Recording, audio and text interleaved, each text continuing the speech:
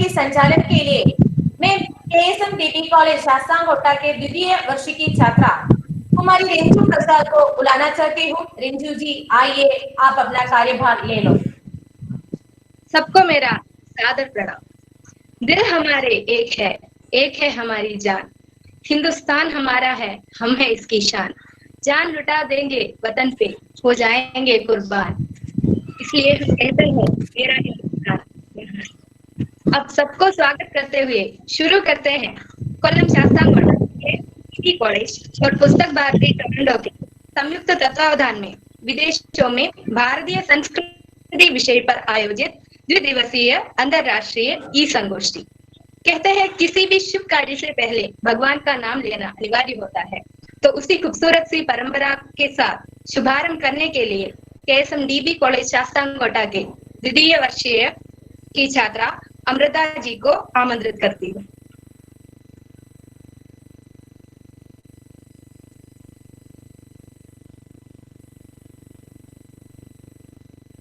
अमृता जी,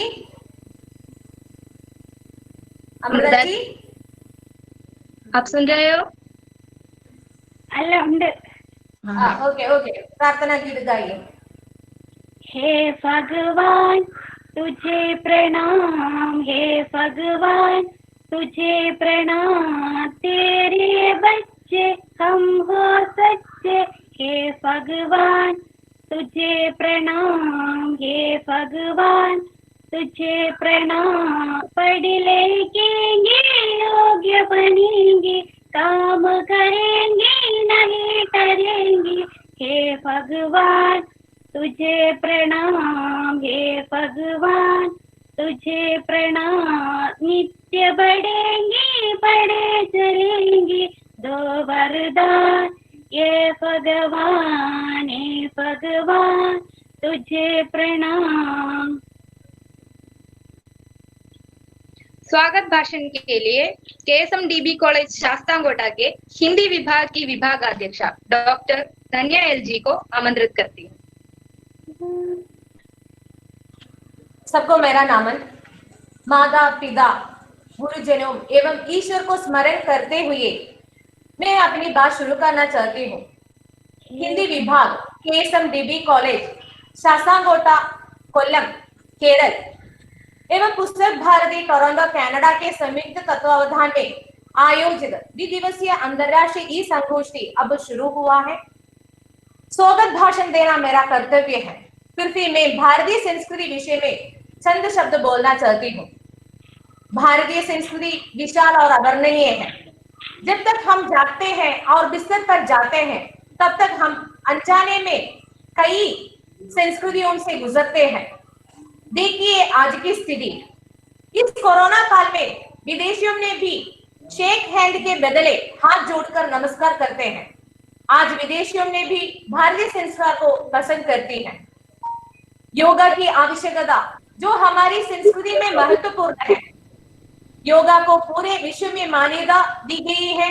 इसी तरह भारतीय शिक्षा, भारतीय पारिवारिक जीवन आदि सभी में हमारी संस्कृति मौजूद है। वसुधैव कुटुंबकम, लोका समस्ता सुखिनो भवन्तु जैसे आदर्श वाक्य आज पूरा विश्व स्वीकार किया है। वेद, उपनिषद और महाकाव्य हमारी संस्कृति के भंडार हैं। विदेशों में भारतीय संस्कृति विषय पर प्रामाणिक स्तर पर बात करने के लिए हमारे विशिष्ट अतिथिगण यहाँ उपस्थित हैं। इसलिए मैं अपने कर्तव्य की ओर जा रही हूँ। प्रसिद्ध द्विदिवसीय अंतरराष्ट्रीय संगोष्ठी में स्वागत भाषण करना मेरा कर्तव्य है। सबसे पहले मैं आज से एक अंतरराष्ट्रीय ई संगोष्ठी के लिए अनुमति दिए गए KSMDB कॉलेज के प्राचार्य परम प्रिय आदरणीय डॉक्टर KS अनिल कुमार जी को स्वागत करना चाहती हूँ। KSMDB कॉलेज का भविष्य हमारे कर्तव्यनिष्ठ प्रिंसिपल महोदय के हाथों में सुरक्षित रहेगा। उनकी प्रेरणा एवं प्रोत्साहन हमारे मार्गदर्शक हैं।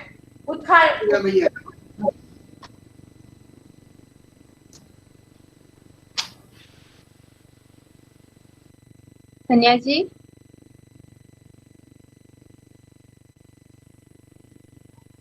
म्यूट। ओके ओके जी। तो उनकी प्रेरणा से हमारे प्राचार्य महोदय ही हमारे प्रेरणा नायक हैं। और उद्घाटन भाषण देने के लिए यहाँ उपस्थित डॉक्टर के अनिल कुमार जी को मैं आदर पूर्वक सिर नमन करके स्वागत करती हूँ। आगे मैं स्वागत करती हूँ यहाँ उपस्थित विशिष्ट महानुभावों को, जो आज के इस वेबिनार में अपने अपने भाषण से हमें अनुग्रहित करते हैं। डॉक्टर रत्नाकर नरयाले जी आपने कनाडा से इस वेबिनार में जुड़ रहा है, आपका कुछ समय हमें दिया, इसके लिए मैं मेरे आभार प्रकट करती हूँ। साथ ही साथ डॉक्टर रत्नाकर नरयाले जी आपको मैं हृदयपूर्वक स्वागत करती हूँ।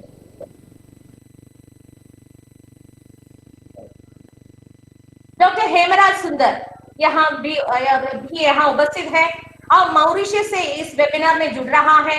जी आपने भी अपना कुछ समय हमें दिया, आपको भी मेरी आभार प्रकट करते हुए प्रसिद्ध वेबिनार में आदर पूर्वक स्वागत करती हूँ। आगे मैं स्वागत करती हूँ डॉक्टर एस संगमणी अम्मा जी को। किसी शब्द को रखना हमारी संस्कृति का हिस्सा है, इसे नुकसान से बचाना सभी का कर्तव्य है। डॉक्टर तंगमणि अम्मा जी की तबीयत आज उतना ठीक नहीं है, फिर भी आपने अपनी कर्तव्य निभाने के लिए अपने बुरे स्वास्थ्य के बावजूद भी इस वेबिनार में भाग ले रही है। जी आपको स्नेहपूर्वक आदर पूर्वक स्वागत करती हूँ। आगे मैं स्वागत करती हूँ डॉक्टर पी लता जी। भारतीय संस्कृति में गुरु शिष्य संबंध बहुत मूल्यवान है। यदि किसी शिष्य को किसी भी संकट में गुरु का समर्थन होता है तो वह उस पर काबू पा लेता है और आगे बढ़ने का मार्ग प्रशस्त करता है। मेरी प्रिय अध्यापिका एवं मार्गदर्शी डॉक्टर पी लता जी आज इस वेबिनार में उपस्थित है। जी आपको भी मैं स्नेहपूर्वक आदरपूर्वक स्वागत करती हूँ। पुस्तक भारती के सचिव डॉक्टर राकेश कुमार दुबे जी यहाँ हैं। आपने ही मुझे एक ऐसा अंतरराष्ट्रीय वेबिनार आयोजन करने के लिए पूरा सहयोग दिया था। जी आपको भी मैं स्नेहपूर्वक स्वागत करती हूँ। अगला मैं स्वागत करना चाहती हूँ हमारे कॉलेज के वाणिज्य विभाग के सहायक प्राध्यापक doctor S R Rajesh ji को। इस अंतरराष्ट्रीय वेबिनार के आयोजन में मुझे धैर्य मनोबल उन्होंने ही दिया था। साथ ही इस वेबिनार की तकनीकी सेक्शन भी उनके हाथों पर है। आपका पूरा सहयोग प्रस्तुत दिवसीय अंतरराष्ट्रीय संगोष्ठी में है। जी आपको भी मैं आदर पूर्वक तहे दिल से स्वागत करती हूँ।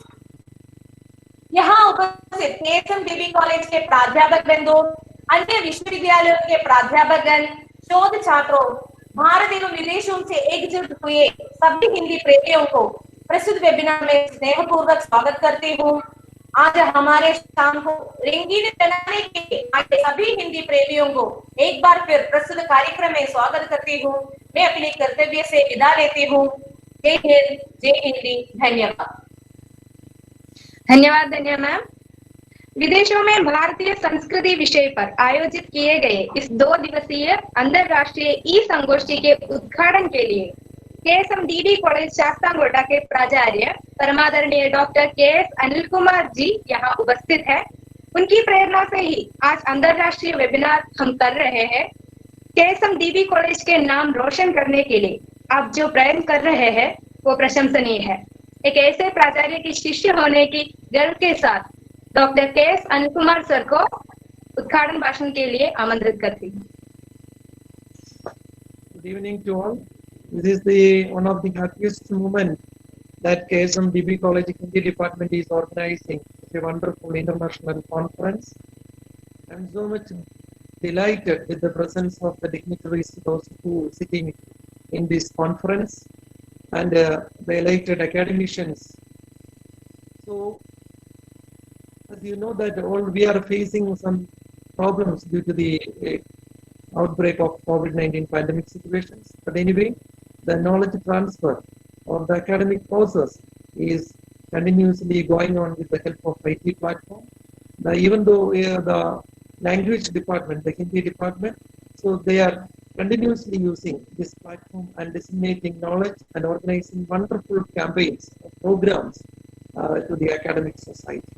And this is one of the wonderful international conference with the support of different academic societies and with the presence of Dr. Dr. Ratnagar and Dr. Kamaraj and Tangamani teacher and other eminent faculty members, those who are also associated with this program. And I express my deep gratitude to them, those who assembled here for presenting their valuable presentations. And on behalf of KSMDB College, I formally inaugurate the conference and wish you all the success. Thank you, Ananda. धन्यवाद Anil Kumar sir. मुख्य वक्ता के रूप में doctor Ratnakar नराले जी यहाँ उपस्थित है। आप अपनी भाषण शुरू करने से पहले मैं आपका एक लघु परिचय देना चाहती हूँ। नागपुर में जन्मे डॉक्टर रत्नाकर नराले जी 50 वर्ष से अधिक कनाडा निवासी है। उन्होंने नागपुर विश्वविद्यालय से स्नातकोत्तर तथा Indian institute of technology Kharagpur से पीएचडी किया और पुणे विश्वविद्यालय में एमएससी किया। यॉर्क विश्वविद्यालय में और टोरंटो विश्वविद्यालय में पूर्ववर्ती प्रोफेसर रह चुके डॉक्टर रत्नाकर नराले जी अब टोरंटो के रायरसन विश्वविद्यालय के हिंदी प्रोफेसर है। टोरंटो स्कूल बोर्ड में हिंदी अध्यापक, टोरंटो स्कूल बोर्ड में संस्कृत अध्यापक, Sanskrit Hindi research institute Toronto के अध्यक्ष, पुस्तक भारती टोरंटो का अध्यक्ष, हिंदी इंस्टीट्यूट टोरंटो में प्रधान आचार्य, पुस्तक भारती रिसर्च जर्नल त्रैमासिक और भारत सौरभ त्रैमासिक के प्रमुख संपादक आदि कई पद इन्होंने अलंकृत किया है और अब भी कर रहे हैं। संगीतकार उपाधि, विश्व हिंदी सम्मान, सरस्वती सम्मान, कलावारिधि सम्मान, हिंदू रत्न पुरस्कार, संस्कृत आचार्य उपाधि, गीता वचस्पति उपाधि आदि पुरस्कारों से सम्मानित है डॉक्टर रत्नाकर नराले जी। तो नराले जी, आप अपना वक्तव्य शुरू कीजिए और हमें अनुग्रहित करें। नराले जी, आप अपना वक्तव्य शुरू कर सकते हैं।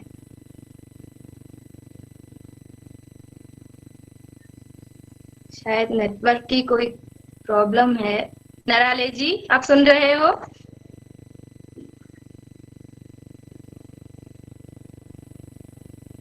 नराले जी, आप सुन सकते हो? आवाज नहीं आ रहा है। आवाज नहीं है सर। नराले जी की आवाज नहीं आ रही है। नहीं आ रही है। नराला जी, आवाज नहीं है। जी जरा माइक के पास। दुबे जी जरा फोन करके बताइए तो माइक या हेडसेट का इस्तेमाल करने के लिए।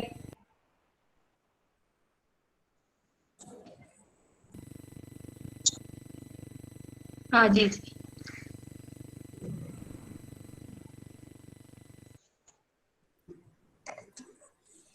आवाज नहीं है सर।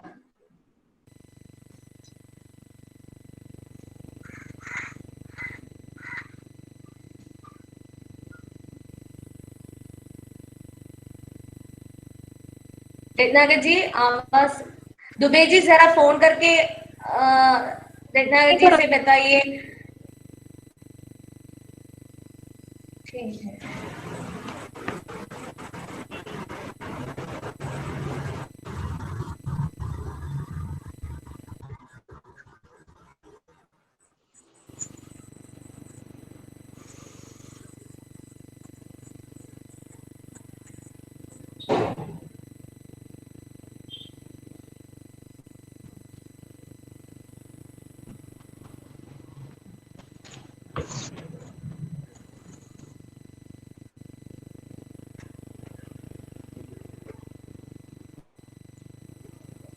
वहाँ की माइक जरा खराब होने की संभावना है।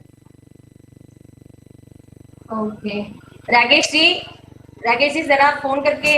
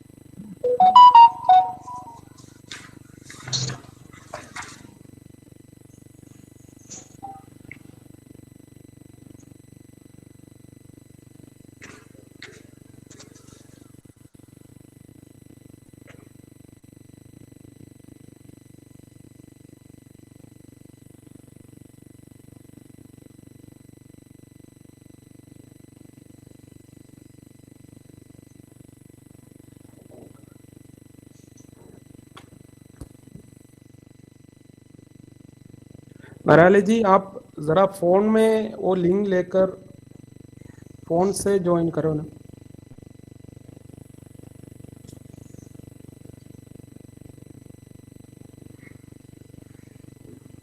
सर अभी रागेशी ने वो रत्नाकर जी को बुलाया। 2 मिनट, 2 मिनट के वेट करें।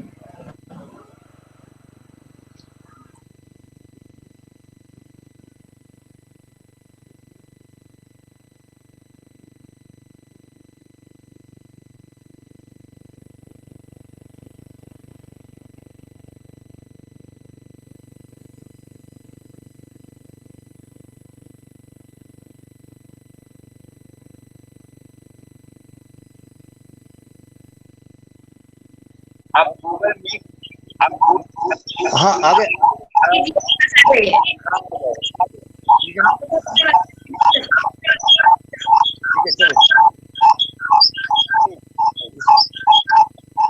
इसको बंद कर दूं मैं। हाँ, इसको बंद कर दूं ताकि डबल डबल ना आए। ओके नमस्कार। इसको भी कम करना पड़ेगा, लाउड है। ओके आवाज आ रही है सर? अब ठीक आवाज है आ रही है ना? आवाज आ रही है सर, नमस्कार। आ रही है। असुविधा के लिए बहुत खेद है, सॉरी फॉर ट्रबल। तो तंकुमणि जी, अम्मा जी और हेमरा सुंदर जी, आपसे रूबरू बात करके बड़ा सौभाग्य मिला। आज पहली बार मैं आपसे फेस टू फेस बात कर रहा हूँ। तो यहाँ पर आज का विषय है कि भारतीय संस्कृति विदेशों में। भारतीय संस्कृति क्या है?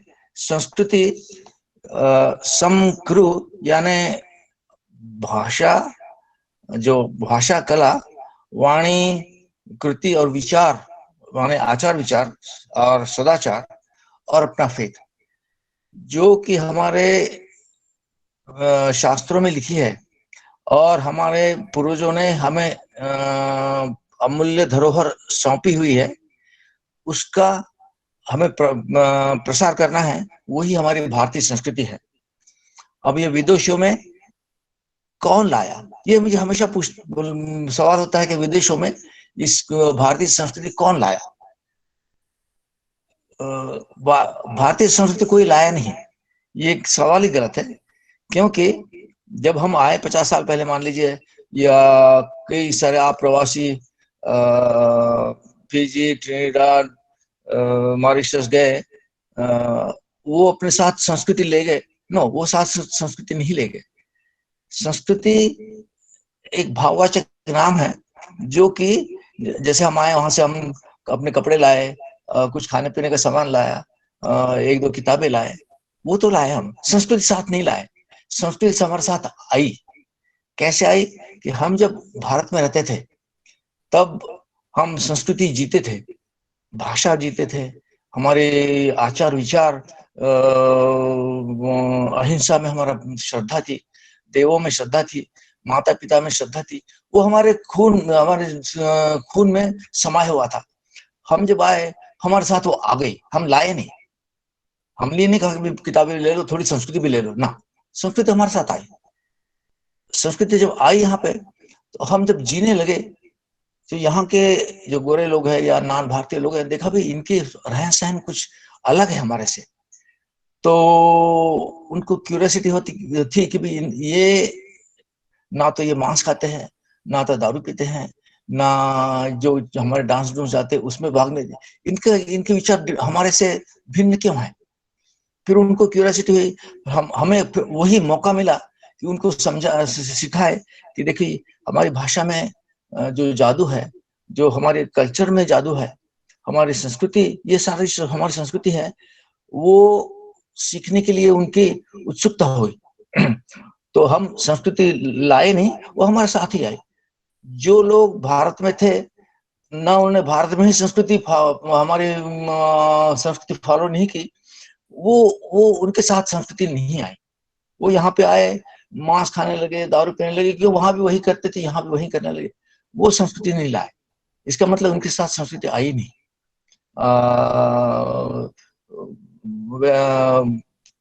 जो लोग गिरमिटिया लोग वहां गए, वो संस्कृति ले नहीं गए, उनके साथ ही गए। और काम वगैरह हो गया तो वो लोग तुलसी तुलसी रामायण गाते रहे। तो लोगों को उनके अंदर हार्ट में, अपने उनके दिल में थी वो। तो संस्कृति हमारे साथ, हम ले नहीं गए, संस्कृति हमारे साथ आए।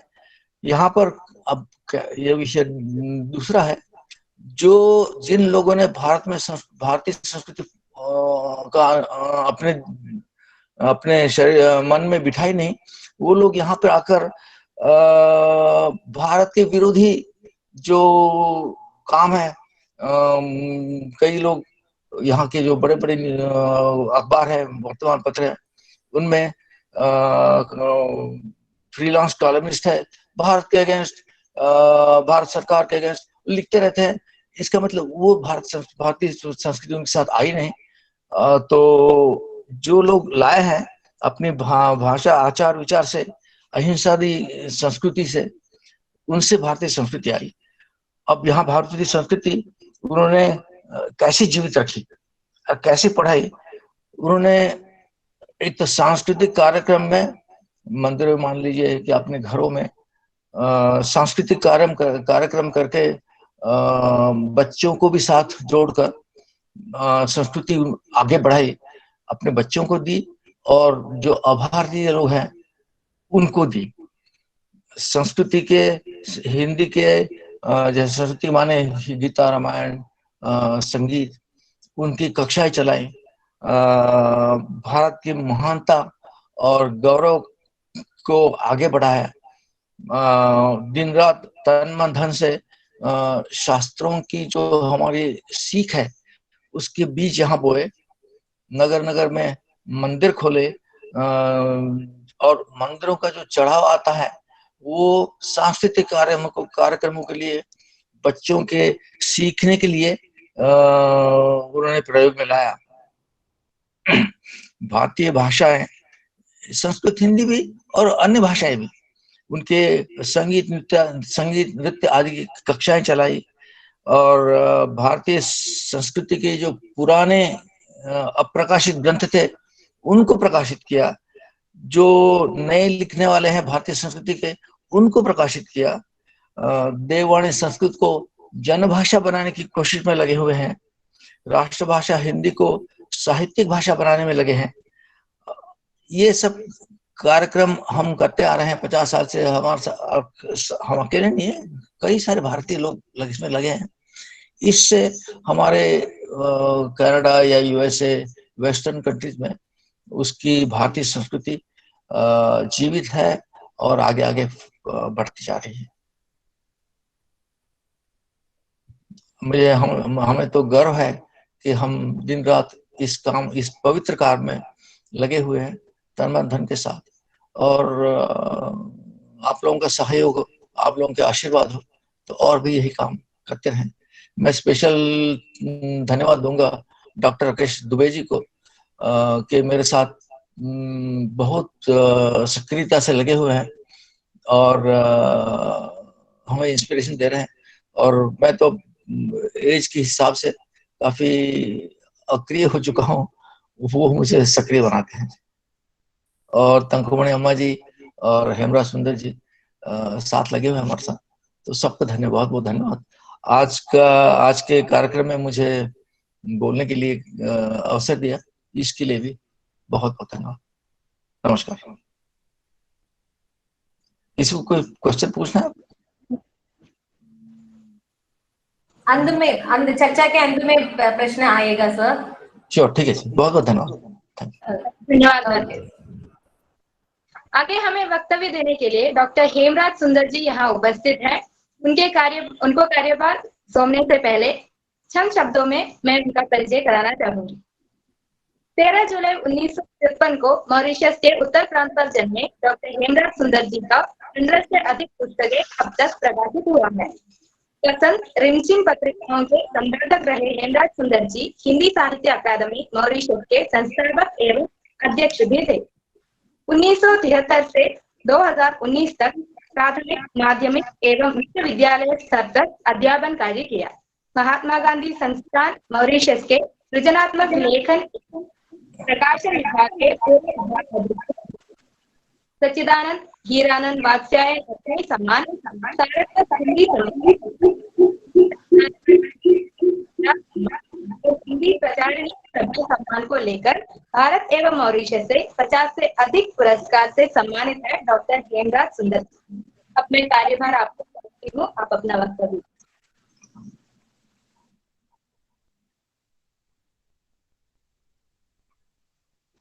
हेमराज सुंदर जी, आप अपना वक्तव्य दे सकते हैं।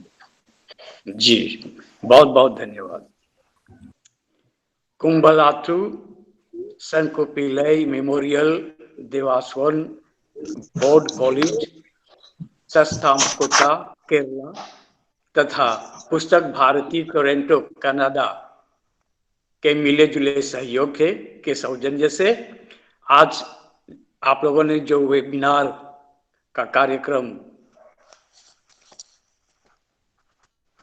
वो आप लोगों ने ये कार्यक्रम रखा है, इसके लिए और मुझे इसमें शामिल करने के लिए आप लोगों को मैं बहुत बहुत धन्यवाद देता हूं।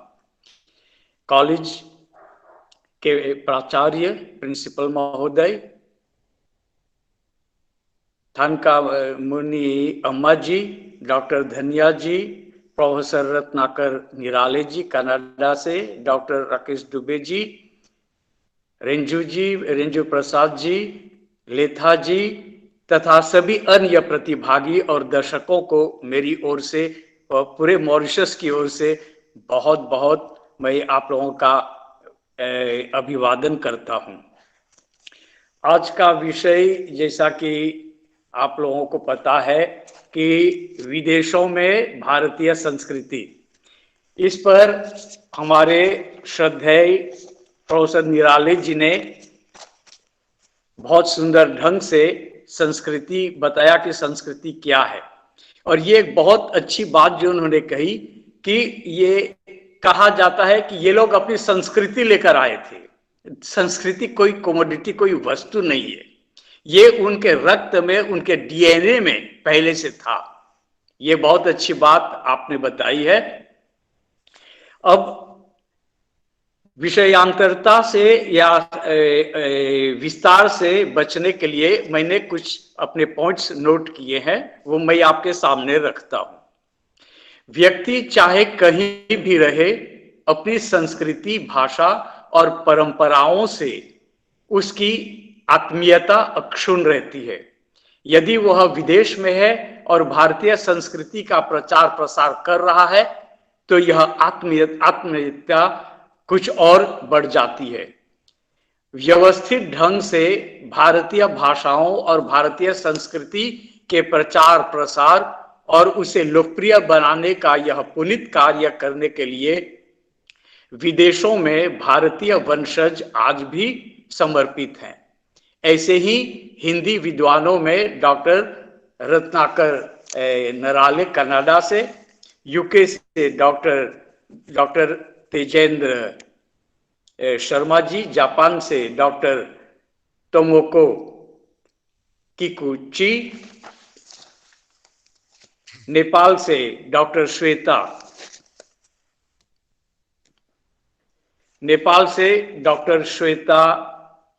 दीप्ति जी हैं, बल्गारिया से डॉक्टर आनंद वर्धन शर्मा जी है, नॉर्वे से डॉक्टर सुरेश चंद्र शुक्ल जी हैं, मॉरिशस से स्वयं मैं डॉक्टर हेमराज सुंदर, कैलिफोर्निया से नीलू गुप्ता जी, पोलैंड से डॉक्टर सुधांशु शुक्ल, कंबोडिया से मनीष शर्मा जी, ऑस्ट्रेलिया से डॉक्टर संजय अग्निहोत्री, ट्रिनिडाद एवं टोबागो से कादम्बरी आदेश, प्रोफेसर हरिशंकर आदेश, राम प्रसाद परशुराम आदि हैं। आइवरजान से साइदा मिर्जायेवा, नीदरलैंड से डॉक्टर पुष्पिता अवस्थी, इंग्लैंड से श्रीमती जय वर्मा, फिजी से श्री विवेकानंद शर्मा जी, आदि आदि बहुत लंबी लिस्ट है। नाम थोड़ा सा बताना इसलिए मैंने आवश्यक समझा कि ये लोग ऐसे प्रतिबद्ध व्यक्ति हैं जो भारतीय भाषाएं और संस्कृति के उत्थान के लिए अपने अपने देशों में कार्य कर रहे हैं। संस्कृति का एक पक्ष साहित्य सृजन भी है। परस्पर सहयोग की भावना उत्पन्न करना वर्तमान हिंदी साहित्य का एक उद्देश्य है। यह तभी संभव है जबकि विचारों और भावों का पारस्परिक लेन देन किया जाए। ये लेन देन जो है साहित्यिक स्तर पर भी है। यह साहित्य सत्यम शिवम और सुंदरम को साथ लेकर चले। साहित्य में सत्य को स्थान मिलना चाहिए। यह सत्य पूरे मानव के लिए कल्याणकारी हो और उस कल्याणकारी सत्य की अभिव्यक्ति सुंदर ढंग से की जानी चाहिए। विदेशों में भारतीय संस्कृति का प्रचार प्रसार उनका साहित्य भी तय करता है। अगर साहित्य को हम एकदम अलग कर दें तो संस्कृति, क्योंकि भाषा गई तो संस्कृति भी गई, यह कहावत जो है बहुत ही प्रचलित है। तो साहित्य के साथ ही जो है ये संस्कृति भी जीवित रहती है। विदेशों में भारतीय संस्कृति का प्रचार प्रसार उनका साहित्य भी तय करता है। आज का समाज भारतीय संस्कृति को कुछ हद तक विकृत कर चला है। देखिए, आज वही संस्कृति नहीं रह गई है जो आज से 50 साल पहले, 75 साल पहले पाई जाती थी। उसमें थोड़ी विकृति भी आ गई है। वह विसंस्कृति की ओर अग्रसर हो रहा है। भ्रष्टाचार फैल रहा है, मानव मूल्य लड़खड़ा रहा है। यह एक बहुत ही बड़ा खतरा है। साहित्यकार मानव जीवन से ही प्रेरणा पाकर साहित्य की रचना करता है। अतः वर्तमान साहित्य ऐसा होना चाहिए जिसमें मानव जीवन के कल्याण की भावना निहित हो, जो भूत, वर्तमान और भविष्य को एक सूत्र में बांध सके। भारतीय संस्कृति के आधार स्तंभ हैं उनके प्राचीन धर्म ग्रंथ, जैसा कि प्रोफेसर निराले जी ने भी कहा, जैसे वेद, उपनिषद, रामायण और महाभारत। विश्व भर में इन सदग्रंथों के प्रचार प्रसार से भारतीय संस्कृति का प्रचार प्रसार हुआ है। विदेशों में रामचरितमानस, महाभारत और हनुमान चालीसा का खूब प्रचार हुआ है। आप्रवासी भारतीयों का संबल बना रामचरितमानस और हनुमान चालीसा से। मॉरिशस को रामायण का देश कहा जाता है और यहाँ पर हनुमान चालीसा का भी खूब प्रचार है। रामायण और महाभारत में अनेक कर्मशील पात्र सामने आते हैं। धर्म कर्म का उपदेश देने के कारण ही इन दो ग्रंथों का महत्व बढ़ा है। भारतीय संस्कृति में कर्म का महत्वपूर्ण स्थान है। कर्म के द्वारा मनुष्य अज्ञान, अहंकार से दूर रहकर पूर्ण सिद्धि को प्राप्त करता है। कर्म ही भाग्य का निर्माण करता है। रामायण की शिक्षा है कि राम बनो, रावण नहीं। वाल्मीकि कहते हैं, यह पठेत रामचरितम सर्व पापैः प्रमुच्यते, यानी जो राम के चरित्र का अध्ययन करता है वह सभी पापों से छूट जाता है। इतना ही नहीं, राम के चरित्र को सुनने से भी व्यक्ति पापों से मुक्त हो जाता है। कहा भी गया है, राम तुम्हारा चरित्र ही काव्य है, कोई कवि बन जाए सहज संभाव्य है।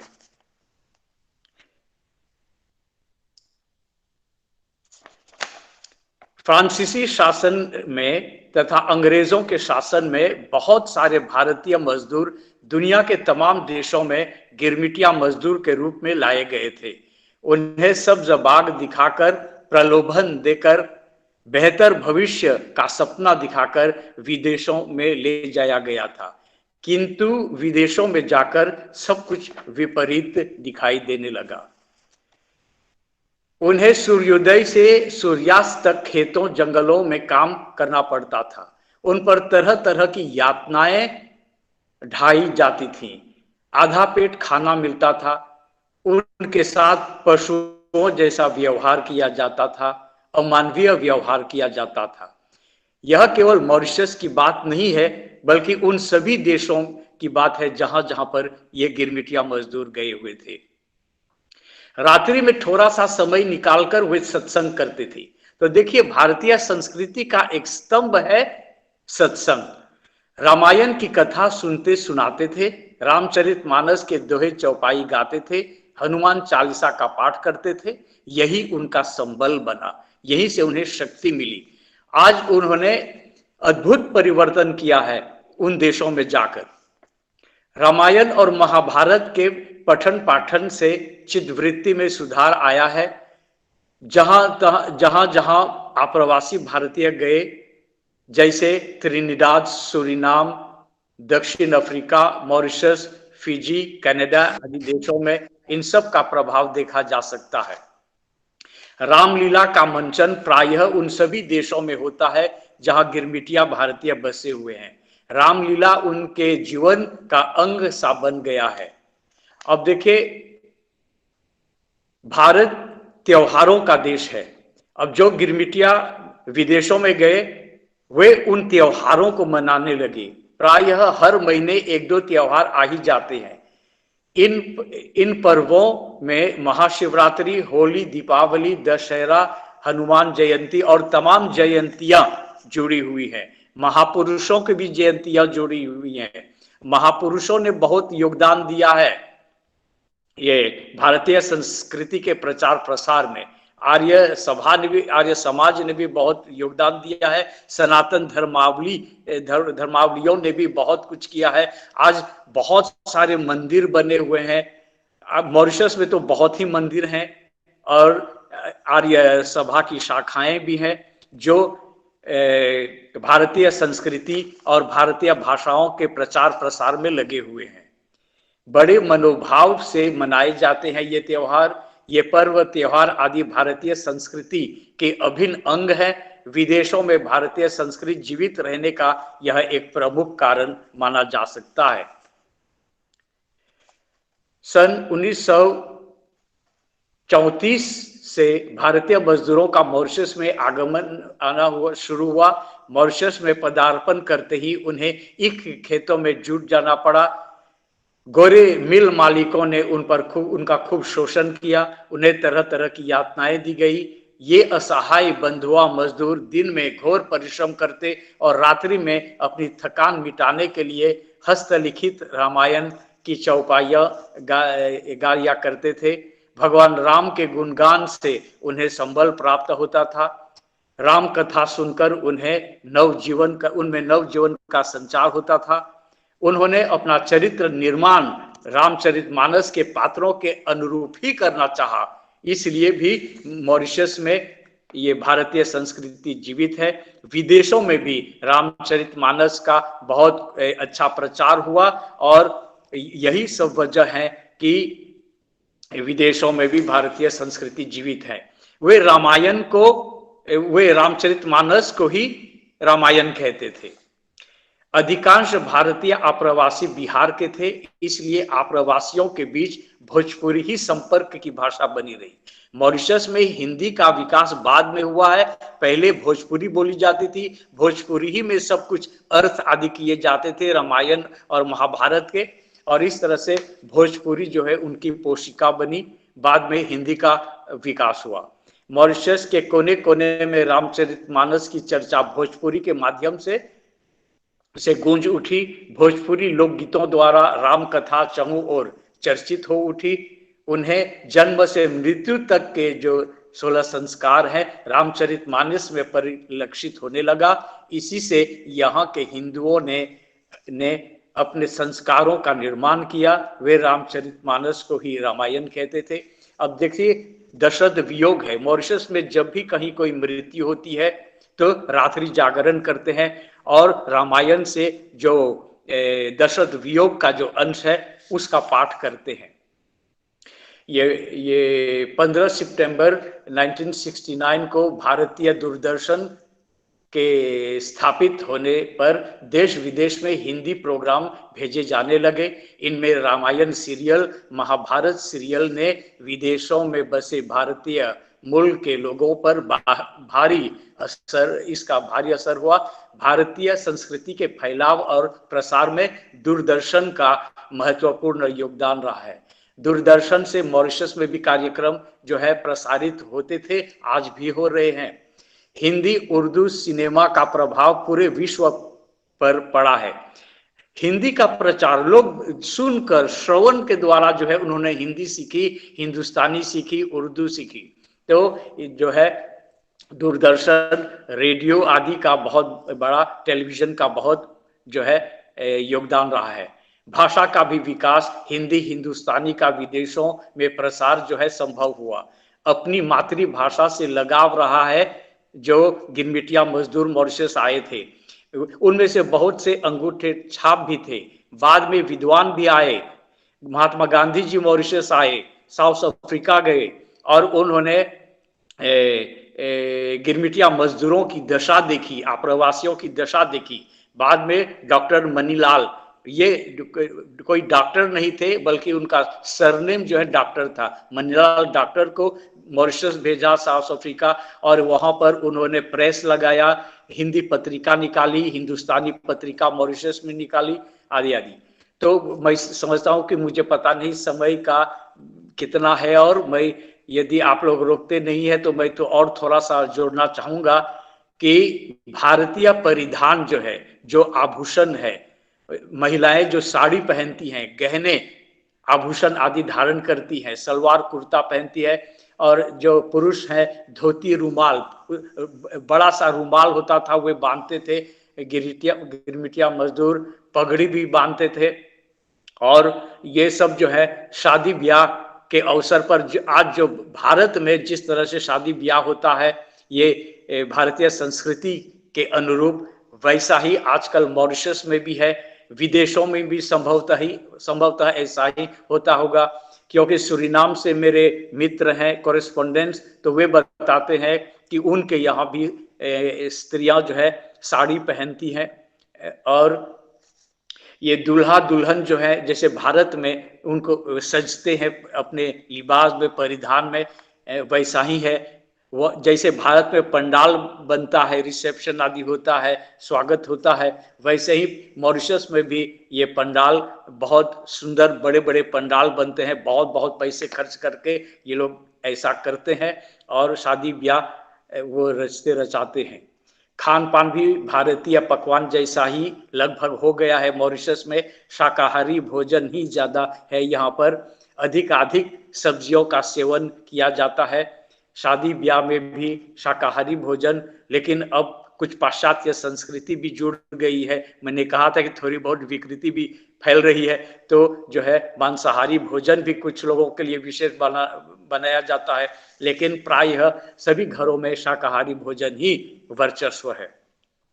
संस्कृत मंत्रों का उच्चारण होता है। शादी ब्याह में, हवन यज्ञ में पितरों के लिए तर्पण, श्राद्ध आदि भारतीय ढंग से ही किया जाता है। 16 संस्कारों का यहाँ पर भी समायोजन है मॉरिशस में। गर्भाधान से लेकर अंत्येष्टि तक मानव चरित्र के विकास के लिए ये सब जो है, ये स्कूलों कॉलेजों में मानव मूल्यों की शिक्षा दी जाती है। मानव मूल्यों की शिक्षा जो है विश्वविद्यालय स्तर पर यहाँ पर अनिवार्य है। जन्मदिन हो, जन्मदिन भी यहाँ पर जो है यज्ञ आदि से ही शुरू करते हैं और शाकाहारी भोजन परोसते हैं। मिठाई बांटी जाती है, प्रसाद बांटा जाता है, संगीत के कार्यक्रम होते हैं। रेडियो टेलीविजन पर तो संगीत का कार्यक्रम एकदम गूंजता है, संगीतमय वातावरण होता है। तो इस तरह से कुल मिलाकर संस्कृति के बहुत सारे तत्व हैं जो एक बैठक में कुछ समय में वो उस पर न्याय नहीं कर पाते हैं, क्योंकि जैसे सत्य है, अहिंसा है, अस्तेय है, बहुत जो उपनिषदों में जो कहा गया है, ये सब एक पर एक जो है सब मिलाकर ही भारतीय संस्कृति बनती है। और ये भारतीय संस्कृति कोई इन्हें पढ़ाने नहीं आया, कोई उनको कोर्स देने नहीं आया, बल्कि जैसे उनके डीएनए में, जैसे कि प्रोफेसर रत्नाकर जी ने कहा कि ये उनके खून में ये धीरे धीरे विकसित हुआ। लेकिन हम इस बात को भी न भूलें कि ये टेक्नोलॉजी के आने से मॉरिशस में भी और अन्य देशों में भी जो भजन संगीत आदि जो है सीडी पर, डीवीडी पर, जो सीरियल आदि जो है लोग भारत से यहाँ लाते हैं, उसकी बिक्री होती है। इन सब से संस्कृति का जो है भारतीय संस्कृति आज मॉरिशस में जीवित है, विदेशों में भारतीय संस्कृति जीवित है। आपने ध्यानपूर्वक मुझे सुना, मुझे सहा भी, इसके लिए मैं आप लोगों को बहुत बहुत धन्यवाद देता हूँ। धन्यवाद। बहुत बहुत धन्यवाद हेमराज जी। हमारे प्रिय अध्यापिका एवं केरला विश्वविद्यालय के पूर्व विभाग अध्यक्षा डॉक्टर एस तंगमणि अम्मा जी को बुलाने से पहले मैं उनका परिचय देना चाहती हूँ। 37 वर्षों का विश्वविद्यालयीन अध्यापन, शोध तथा शोध निर्देशन, पूर्व प्रोफेसर एवं अध्यक्षा, केरला विश्वविद्यालय के हिंदी विभाग की पूर्व विभागाध्यक्षा, केरला हिंदी प्रचार सभा तिरुवनंतपुरम के अध्यक्षा, अखिल भारतीय हिंदी अकादमी तिरुवनंतपुरम आदि क्षेत्रों में आपने काम किया है। आप केरला ज्योति, शोध दर्पण आदि की पूर्व मुख्य संपादक थे और पुस्तक भारती अंतरराष्ट्रीय शोध पत्रिका कनाडा के निर्देशक मंडल की सदस्य है। कई पुरस्कारों से सम्मानित है आप, और उनमें से कुछ है केंद्रीय हिंदी निर्देशालय दिल्ली पुरस्कार, द्विभागीश पुरस्कार, सौहार्द सम्मान, राहुल संस्कृतायन पुरस्कार, विश्व हिंदी सम्मान, सुरीनाम पुरस्कार, शताब्दी सम्मान आदि। इस वक्त में भी आपकी तबीयत खराब होने के बाद भी आप हमारे साथ इस समारोह में जुड़े हैं, ये बहुत बड़ा कार्य है हमारे लिए। तो आप अपनी मधुर वाणी से हमें आशीर्वाद करें।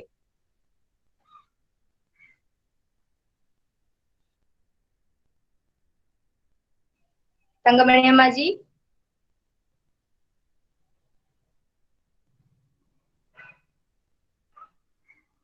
तंगमणि अम्मा जी, आप सुन रहे हो? हाँ हाँ, धन्यवाद रंजू प्रसाद जी आपकी वाणी के लिए, और सबको नमस्कार। देवस्वम बोर्ड कॉलेज शास्तांगोटा तथा पुस्तक भारती टोरंटो कनाडा के संयुक्त तत्वावधान में आयोजित इस अंतरराष्ट्रीय वेबिनार में सम्मिलित होने का अवसर पाकर सचमुच मुझे बड़ी खुशी हो रही है। संस्कृति का प्रसार हो जाता है। तो आपके शास्तांगोटा कॉलेज के प्रिंसिपल महोदय जिन्होंने यहाँ इसका उद्घाटन किया, आदरणीय डॉक्टर अनिल कुमार जी, ये टोरंटो कनाडा के रायर्सन विश्वविद्यालय के प्रोफेसर तथा पुस्तक भारती तथा साहित्य सौरभ के प्रमुख मुख्य संपादक तथा अनेकों ग्रंथों के रचयिता आचार्य नराले जी, रत्नाकर नराले जी उनका पूरा नाम है। और उसी प्रकार मॉरिशस, इसके बारे में हम सुनते हैं भारतीय संस्कृति को बहुत कुछ फैलाने का श्रेय मॉरिशस को जाता है। और मॉरिशस के प्रतिनिधि के रूप में यहाँ पधारे महात्मा गांधी संस्थान मॉरिशस के पूर्व प्राचार्य तथा लब्ध प्रतिष्ठित लेखक हेमराज सुंदर जी। और इस प्रकार पुस्तक भारती टोरंटो और भारत दोनों में समन्वय स्थापित करने वाले, वाराणसी में रहकर हिंदी की सेवा करने वाले, संस्कृति की उपासना करने वाले इतिहास विशेषज्ञ डॉक्टर राकेश कुमार दुबे जी, और इस देवस्वम बोर्ड कॉलेज शास्तांगोटा के हिंदी विभाग की कर्मठ प्राध्यापिका, बहुत ही कर्मठ है, बहुत कुछ करना चाहती हैं। हम सब चाहते हैं वह ज्यादा से ज्यादा काम करे इस दिशा में। अध्यापिका डॉक्टर धनिया जी, रंजू जी, और इसी प्रकार यहाँ उपस्थित इस मंच पर जुड़े हुए सारे दर्शकगण और भाषा प्रेमी, संस्कृति प्रेमी भाइयों और बहनों, सचमुच बड़ी खुशी की बात है। और विषय भी बढ़िया है। आज संस्कृति के बारे में सोचना बहुत ही महत्वपूर्ण विषय है और विदेशों में भारतीय संस्कृति यही विषय रखा गया है।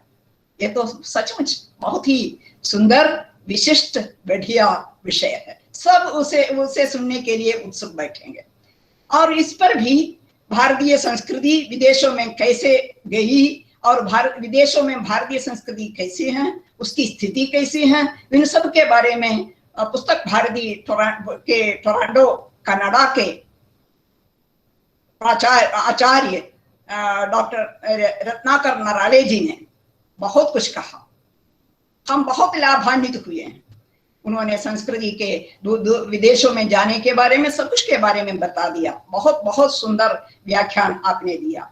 और उसी प्रकार मॉरिशस में बाकी सारे देशों के बारे में कहते हुए हेमराज सुंदर जी ने मॉरिशस की हिंदी की स्थिति, मॉरिशस में संस्कृति की स्थिति, आज भी संस्कृति को बनाए रखने के लिए हमारे लोग वहां क्या करते हैं, उन सब के बारे में हेमराज सुंदर जी ने भी बहुत कुछ कहा। सचमुच मैं भी यही कहना चाहूंगी, भारतीय संस्कृति बहुत ही गरिमामय, महिमामय संस्कृति है।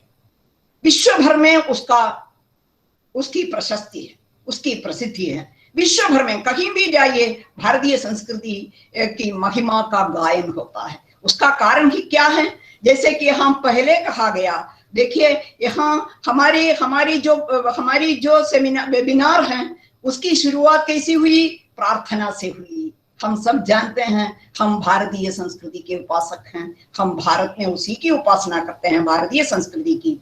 और विदेशों में भारतीय संस्कृति की क्या दिशा है उसके बारे में जानने के उत्सुक हमने बहुत कुछ जान ली इन दोनों महोदयों के मुंह से, यानी रत्नाकर नराले जी के मुंह से, क्योंकि वे संस्कृत के भी बड़े पंडित हैं और संस्कृत में अनेक काव्यों की रचना उन्होंने की है और अब भी भारतीय संस्कृति का प्रसार कनाडा जैसे विदेश में कर रहे हैं। उस प्रकार हेमराज सुंदर जी भी, जो कि मॉरिशस में, वहां भारतीय मूल के लोग ज्यादा रहते हैं, वहां भी भारतीय संस्कृति के प्रसार में उन्होंने बड़ा योगदान दिया है। मुझे भी विदेशों में जो भारतीय संस्कृति है उसके बारे में देखने का, अवलोकन करने का, कुछ परखने का, कुछ विश्लेषण करने का अवसर मिला है। जैसे आपने सही, पूर्व वक्ताओं ने सही बात बताई, संस्कृति हमारे खून में रची पची बात, हमारे खून में बसी हुई है। हम जहां कहीं भी जाते हैं हमारे साथ ये संस्कृति आप जाती हैं, क्योंकि हमारे रक्त में ही, हमारे खून में ही हमारी संस्कृति मिली जुली है। जहां कहीं भी जाए, ये भी बताना चाहिए कि ये भारतीय संस्कृति की संवाहिनी भाषा है हिंदी। जिन देशों में, जिन विदेशों में भारतीय हिंदी का प्रचलन है, हिंदी या उसकी बोलियों का, जैसे कि यहाँ कहा गया भोजपुरी है, मगही है या मैथिली है, जो बोलियां, इन बोलियों का जो बोलियों की जो बात है, उन सब के साथ ये विदेशों में भारतीय संस्कृति फैली हुई है। और एक बात, जैसे कि यहाँ कहा गया, हमारे लोग अपने साथ जो मुश्किलें झेलकर वहां गए थे, वे लोग भी उनके लोगों के साथ हमारे रामचरितमानस और हनुमान चालीसा जैसे ग्रंथ उनके साथ थे। शाम को जी तोड़ मेहनत करने के उपरांत उन्हें जबकि शाम के अवसर मिलता, उस समय वे इनका पाठ करते थे और सोचते थे, विचारते थे कि महाराजा राम को इतनी पीड़ाएं सहनी पड़ी तो हम लोगों को ये पीड़ाएं सहनी पड़ी तो कोई बड़ी बात नहीं है, राम ने जितनी पीड़ाएं सही। तो यही बात है। इसी प्रकार की संस्कृति का प्रभाव वहां भी आ गया, हनुमान चालीसा का प्रभाव आज भी हम देख सकते हैं। जो पुराने परिवारों में, भारतीय मूल वंशियों के परिवारों में ये सारे ग्रंथ हैं, जैसे कि हेमराज सुंदर जी ने कहा, आज वीडियो सीडी सब आई हैं, इनके सहारे उत्सव के अवसर पर, उत्सव विदेशों में बहुत चलता है, भारतीय उत्सव, दीपावली जैसे उत्सव, नवरात्र जैसे उत्सव जो चलते हैं उनको भी वे सुरक्षित करके रखे हुए हैं और इस कारण उसका पठन पाठन होता है, भारतीय संस्कृति इस प्रकार आ जाती है। और एक बात यह है कि विदेशों में पहले से ही भारतीय संस्कृति की महिमा पहुंच चुकी थी, क्योंकि हमारे जैसे आदर्श और किसी के नहीं है।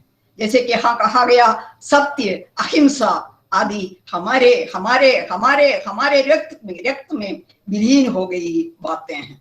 और उसी प्रकार हम देख सकते हैं वसुधैव कुटुंबकम का, एक कुटुंब के रूप में, एक परिवार के रूप में पूरे विश्व को देखने की दृष्टि केवल भारतीय संस्कृति की दृष्टि। और उसी प्रकार असतो मा सद्गमया, असत से मुझे सत्य की ओर ले चलो, और उसी प्रकार अंधकार से, तम से प्रकाश की ओर ले चलो, और उसी प्रकार मृत्यो मां अमृतम गमया, मृत्यु से अमृत की ओर ले चलो। इस प्रकार के आदर्श दार्शनिक बातें वे हम ही दे सकते हैं। और यही नहीं, हम देख सकते हैं कि हमारे यहाँ जो पहले से ही जो चीनी यात्री वगैरह जो विदेशों से जो यात्री कई कारणों से आए थे, उन्होंने भी देखा, और मेगास्थनीज के इंडिका में भारतीय संस्कृति का वर्णन मिलता है। फाकियान और ह्यूएनसांग ने भारतीय संस्कृति की गरिमा और महिमा का वर्णन किया है।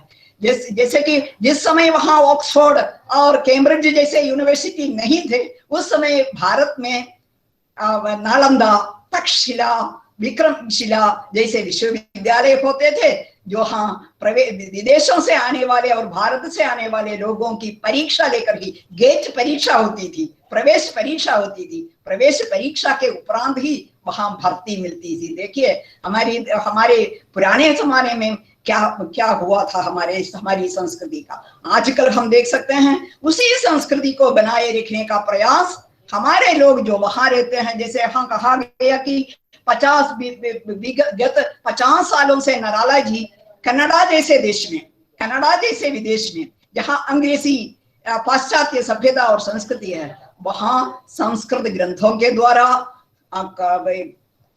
हिंदी ग्रंथों के द्वारा, ये भी आश्चर्य की बात है तमिल, उर्दू आदि के ग्रंथों के द्वारा महाकाव्य की रचना करके वे भारतीय संस्कृति को इस प्रकार के विदेश में, जैसे कि कनाडा, यूएस जो है, ये तो पाश्चात्य संस्कृति की ही भूमि है, वहां भी भारतीय संस्कृति को बनाए रखने के लिए वे बहुत ही प्रयत्नशील हैं। यही कारण है कि उन्होंने बहुत बड़ा काम किया है, पुस्तक भारती नामक संस्था की स्थापना करके। देखिए वे तो विदेश में रहकर हमारी संस्कृति के लिए, हमारी हिंदी के लिए, हमारी भाषाओं के लिए, केवल हिंदी के लिए नहीं, सारी भारतीय भाषाओं के लिए संस्कृत के साथ अंग्रेजी को जो भी जोड़कर, हम जानते हैं आजकल हम अंग्रेजी की उपेक्षा करके जी नहीं पाएंगे। अंग्रेजी जितनी भाषाएं सीखें उतनी बड़ी बात होती है। और उसी प्रकार हम देखते हैं सभी भारतीय भाषाओं और अंग्रेजी को जोड़कर आप जो बहुत बढ़िया 2 पत्रिकाएं निकाल रहे हैं, उसके मुख्य संपादक वे हैं, उसके भारत के सचिव हैं राकेश कुमार दुबे जी, बहुत ही उसके लिए प्रयत्नशील हैं, बहुत लोगों को उसमें जोड़ते हैं और कार्य करते हैं। सचमुच आदरणीय नराले जी, आप कनाडा में रहकर बहुत ही सराहनीय, श्लाघनीय प्रयास कर रहे हैं भारतीय संस्कृति को फैला के, भारतीय संस्कृति के प्रसार और प्रसार के लिए। और उसी प्रकार जैसे कि पहले ही कहा गया, मॉरिशस में, सूरीनाम में, फिजी में, ट्रिनिडाड में, जहां भी भारतीय मूल के लोग हैं, वे भी उसे बनाए रखने का प्रयास करते हैं, भारतीय संस्कृति को बनाए रखने का प्रयास करते हैं। इसका आंखों देखा अनुभव पाने का अवसर मुझे भी मिला है, जबकि मैं 7वें विश्व हिंदी सम्मेलन में सूरीनाम गई थी। वहां कई भारतीय मूल के लोगों के घरों में जाने का अवसर मुझे मिला था। वहां वे उन लोगों की शिकायत है कि हम लोग भारतीय संस्कृति को पालने के लिए बैठे हैं, लेकिन हमारे बच्चे वे मानते नहीं हैं। ये तो आधुनिक काल की रीति है, लेकिन हम प्रयास करते हैं कि भारतीय संस्कृति को सुरक्षित रखने का हमारे बच्चे भी प्रयास करें, आगे की पीढ़ी भी उसके लिए प्रयास करें, तभी हमारी संस्कृति आगे बढ़ेगी। जैसे इस प्रकार के शोध पत्रिका और ये साहित्य सौरभ जैसी पत्रिकाओं के जरिए कनाडा में वे करते हैं, वही कार्य बहुत ही दूसरे देशों में भी बहुत बखूबी चल रहा है। ये तो विदेशों में भारतीय संस्कृति को बढ़ाने के लिए बहुत ही काम आता है। और एक बात मैं ये कहूँ, मैं ज्यादा नहीं बोलूंगी, मेरा स्वास्थ्य भी उतना ठीक नहीं है। मैं एक बात बताऊंगी, जबकि छठा हमारा विश्व हिंदी सम्मेलन हुआ था लंदन में, जिन लोगों ने हमें अपने अधीन रखा सदियों तक, जिन अंग्रेजों ने हमें अपने अधीन शतकों तक रखा, उनके यहाँ जाकर भारतीय प्रतिनिधिमंडल वहां जाके उन्होंने क्या किया, हिंदी में भारतीय संस्कृति को गुंजाने का बहुत बड़ा कार्य किया। तब तो लंदन में, जिस देश में अंग्रेजी का प्रभुत्व है और जिनके अधीन हम रहे थे, वहां जाके हमारे प्रतिनिधि मंडल ने तो हिंदी में भारतीय संस्कृति के स्वर को गुंजाया, तो इससे बड़ी बात क्या हो सकती है। बहुत बड़ी बात है हमारे लिए। और एक बात ये भी कि न्यूयॉर्क में जबकि विश्व हिंदी सम्मेलन हुआ था यूएस में, वहां भी यूएन में उसका उद्घाटन समारोह हुआ था। उसका उद्घाटन समारोह संयुक्त राष्ट्र संघ में हुआ था, और संयुक्त राष्ट्र संघ में भी विविध भाषा भाषियों के होते हुए भी वहां हमने देखा भारतीय संस्कृति की गूंज हिंदी के माध्यम से उड़ रही है, इसे गुंजायमान हो रही है। इसलिए मैंने कहा, हिंदी के माध्यम से, भारतीय भाषाओं के माध्यम से, हमारी बोलियों के माध्यम से हिंदी ये भारतीय संस्कृति वहां संप्रेषित होती रहती हैं। अनेकों का प्रयास इसमें रहता है। मॉरिशस के अभिमन्यु अनंत जी का नाम लेना ही चाहिए। अभिमन्यु अनंत जी ने कितनी कितनी रचनाएं करके वहां के हमारे पूर्वजों ने कितनी पीड़ाएं सही। लाल पसीना पढ़िए, हम रो पड़ेंगे कि उन्हें तो कोड़े की मार सहकर, पीड़ा सहकर उन्होंने वहां जाकर जो गिरमिटिया मजदूरों का जो काम किया, उन सबका वर्णन अभिमन्यु अनंत जी ने किया है। उस प्रकार बाकी जहां जहां है, मैं ज्यादा बोलने की तो समय भी हो रहा है, इस कारण मैं क्या बोलूं नहीं, क्योंकि ये विषय ऐसा है कि हम इस पर जो भी इस पर जुड़ी कई बातें कह सकते हैं, मैं उसको नहीं जाती। लेकिन मैं इतना कहना चाहूंगी कि हम जहां कहीं हैं, आजकल हमारे नौकरी की खोज में लोग जाते हैं, डॉक्टर लोग जाते हैं, ये इंजीनियर लोग जाते हैं, आईटी वाले बहुत जाते हैं। लेकिन एक बात है कि कम से कम भारतीय लोग अपने त्योहारों के अवसर पर हिंदी उनकी संपर्क भाषा, ये भी बड़ी बात है। हिंदी को और भारतीय संस्कृति को सुरक्षित रखने का प्रयास करते हैं। इस प्रकार हम बताएंगे कि इस प्रकार के, जैसे कि हमारे नरालय जी हैं, सुंदर जी हैं, हमारे यहाँ रहकर उसके लिए काम करने वाले दुबे जी हैं, इन सब के सम्मिलित प्रयास से आगे की नई पीढ़ी में भी और आगे की पीढ़ियों में भी ये भारतीय संस्कृति का प्रभाव होगा, उन पर भी भारतीय संस्कृति का प्रभाव होगा।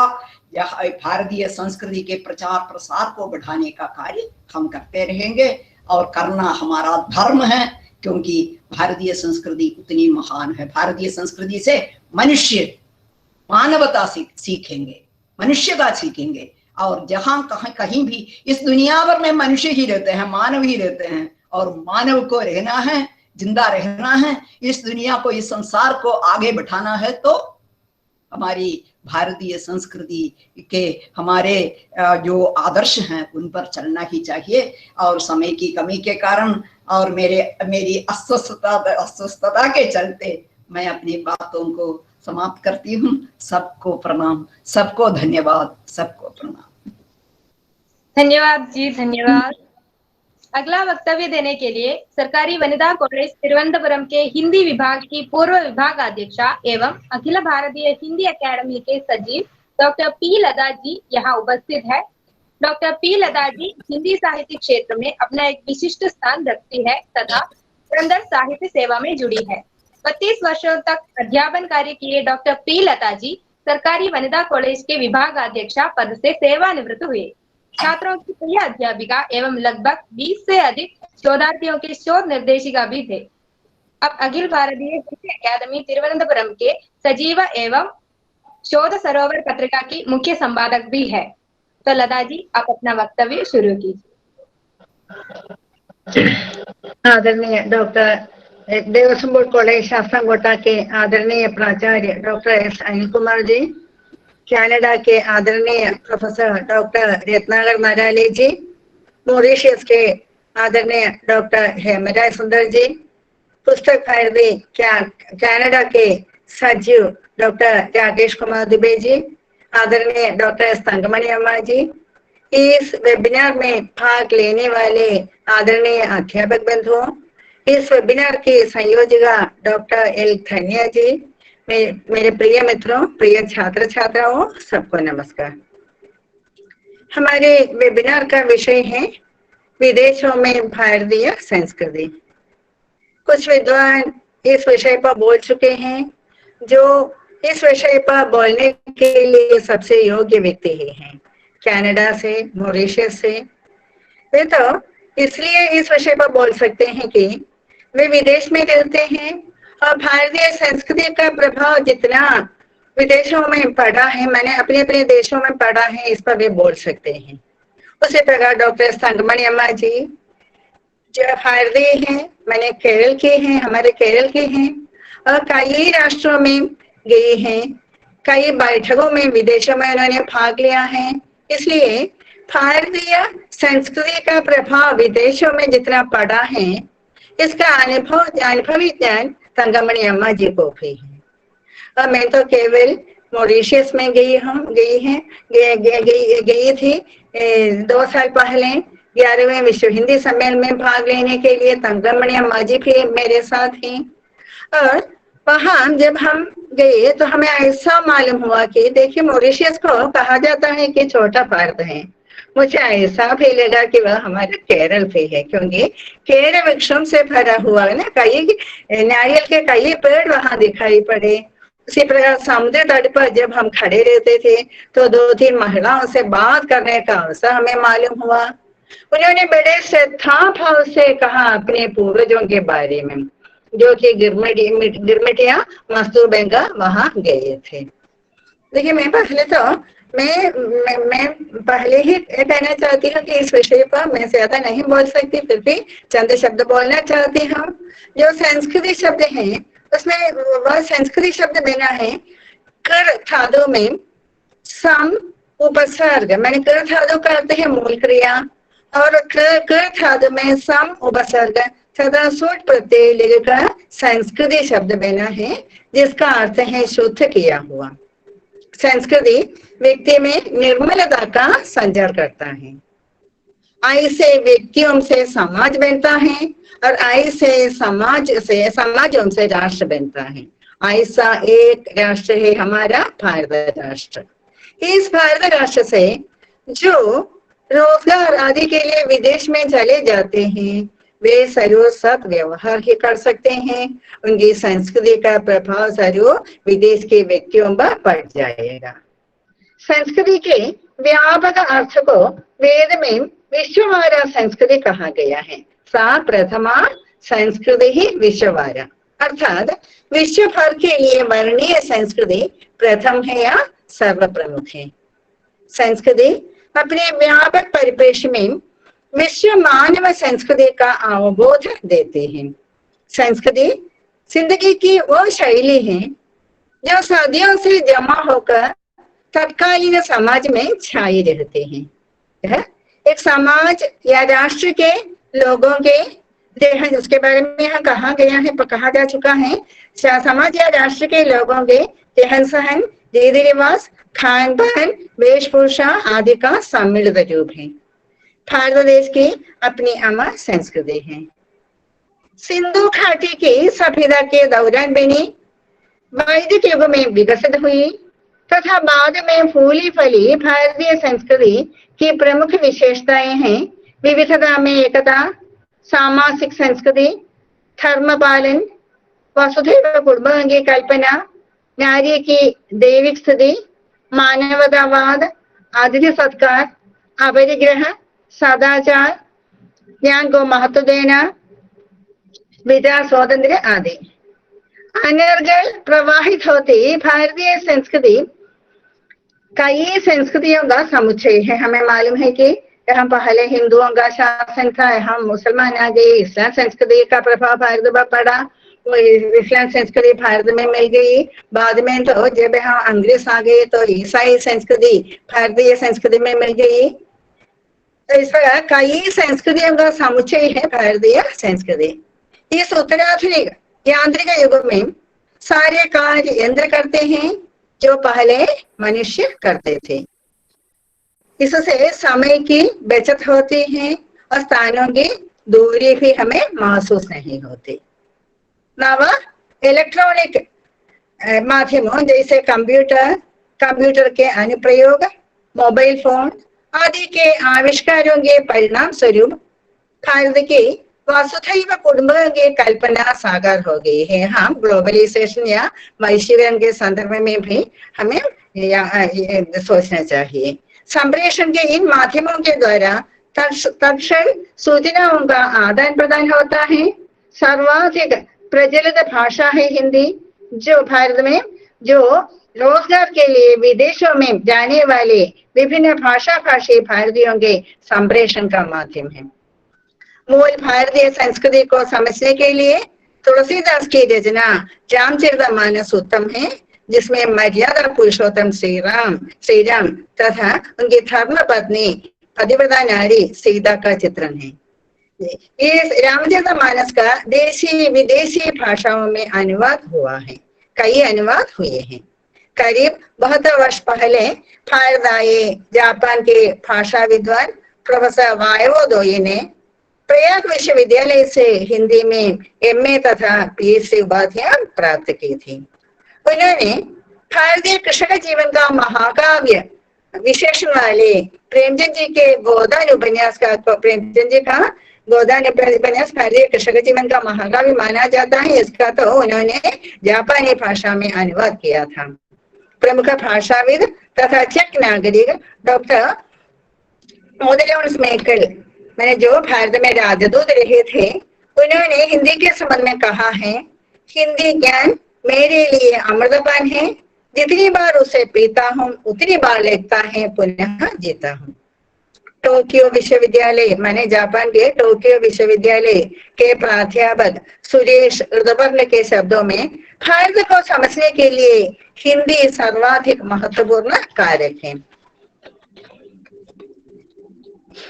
जैसे कारपेंटर ने यूनिवर्सिटी ऑफ लंदन से तुलसीदास का धर्म दर्शन विषय पर PhD का शोधागार किया, सॉरी PhD का नहीं, डीलिट का शोधागार इन्होंने किया था।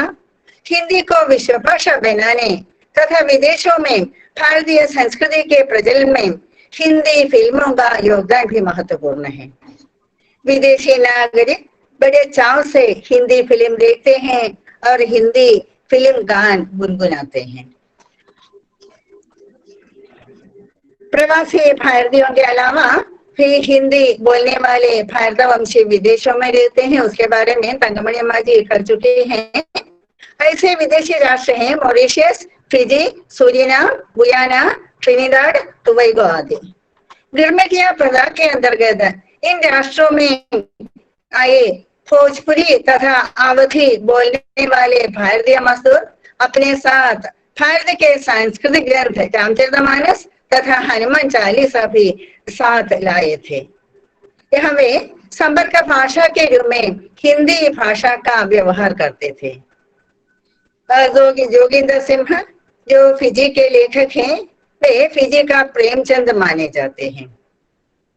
मानवतावाद भारतीय संस्कृति का प्रमुख तत्व है। मानवतावाद को महत्व देने वाली भारतीय संस्कृति कर्तव्य को अधिक महत्व देते हैं। राष्ट्रपिता महात्मा गांधी, जिनके आदर्श रहे थे सत्य और अहिंसा, और उन्होंने कहा था, अपनी अनपढ़ मगर बुद्धिमती मां से मैंने सीखा था कि अधिकारियों के योग्य होना और उनका संरक्षण कर्तव्यों को ठीक ढंग से पालन करने के साथ संबद्ध है। जयशंकर प्रसाद जी के कामायनी महाकाव्य में बुद्ध की करुणा का प्रभाव है। इसमें श्रद्धा मनु से कहते हैं, अपने सुख को विस्तृत कर लो, सबको सुखी बनाओ। भारतीय संस्कृति में सबके कल्याण की भावना है। तुलसीदास, रामचरितमानस के प्रणेता तुलसीदास ने सबके कल्याण की भावना करके लिखा है, फीरते फीनते फूली फली सोई, सुरस सम सबका हम हित होई। भारतीय संस्कृति का मूल सिद्धांत सर्वे भवन्तु सुखिन को ध्यान में रखकर हिंदी जगत आगे बढ़ रहा है। कनाडा तथा मॉरिशस के विद्वान हमारे इस वेबिनार में इसलिए भाग ले रहे हैं कि उन्हें भारतीय संस्कृति का महत्व विदित है। उसी प्रकार पुस्तक भारतीय कनाडा, उसके कनाडा के भी सहयोग से यह वेबिनार देवसंबोल शास्त्रांगोटा द्वारा आयोजित किया गया है और दिव्य जी को भी भारतीय संस्कृति का महत्व विदित है। और इसलिए इस पर भारतीय संस्कृति तो अमर संस्कृति है और विदेशों में जरूर उसका प्रभाव पड़ा है। विदेशी संस्कृति में उसका भारतीय संस्कृति मिल गई है और भारत से जो विदेश में गए हैं वे अपनी संस्कृति मैंने भारतीय संस्कृति बड़ी अच्छी संस्कृति है, पवित्र संस्कृति है। यह इसका नमूना विदेशों को देने के रूप में ही वे व्यवहार करते हैं। और हम अपनी अमर भारतीय संस्कृति का मैं नमन करके और हमारे राष्ट्रपिता जो महात्मा गांधी हैं उनका भी मन में याद करके, श्रद्धा पूर्वक याद करके, जिन्होंने मुझे इस वेबिनार में बोलने का अवसर दिया है, जो धन्या जी हैं और प्रिंसिपल महोदय हैं, उसी प्रकार दुबे जी हैं, इन सबको मैं धन्यवाद देकर अपने चंद शब्द में समाप्त करती हूँ। जय हिंद, जय हिंदी। धन्यवाद लता जी। अब हमारे समारोह के चर्चा का समय है। अगर आप में से किसी को भी कोई सवाल पूछना है तो आप पूछ सकते हैं। कृपया अपने सवाल के साथ ये भी व्यक्त कीजिएगा कि आप किससे ये सवाल करना चाहते हैं।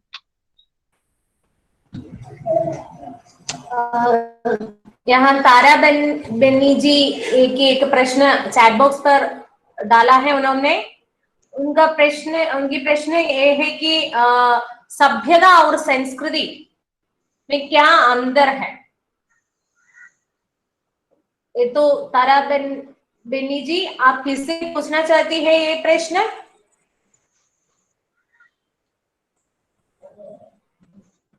हेलो, यहाँ है तारा बेनी जी, आप यहाँ हैं? प्रतिभागियों से ये भी अनुरोध करती हूँ कि चैट बॉक्स पर हमने फीडबैक लिंक डाला है और उसे भरकर भेजिए। एक हफ्ते के अंदर आप लोगों को सर्टिफिकेट मिलेगा। चैट बॉक्स पर फीडबैक लिंक है तो इसे भरकर डालिए। और तारा बेनी जी यहाँ है, आप यहाँ हैं?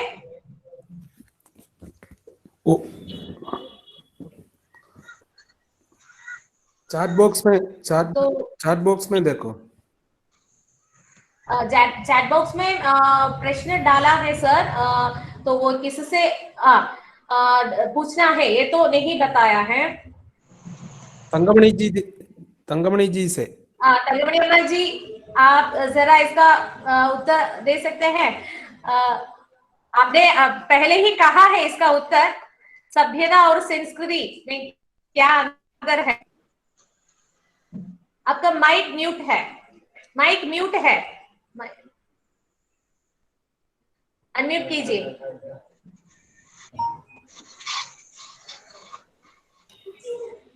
हाँ, आपने बहुत अच्छा सवाल पूछ लिया। ये तो स्पष्ट है उसका उत्तर, क्योंकि नराला जी ने और सभी ने, जहाँ जितने ही वक्ता हुए सभी ने, और अंतिम वक्ता लता जी ने भी संस्कृति की परिभाषा भी दे दी, उसकी व्युत्पत्ति भी दे दी, सारी बातें बता दी।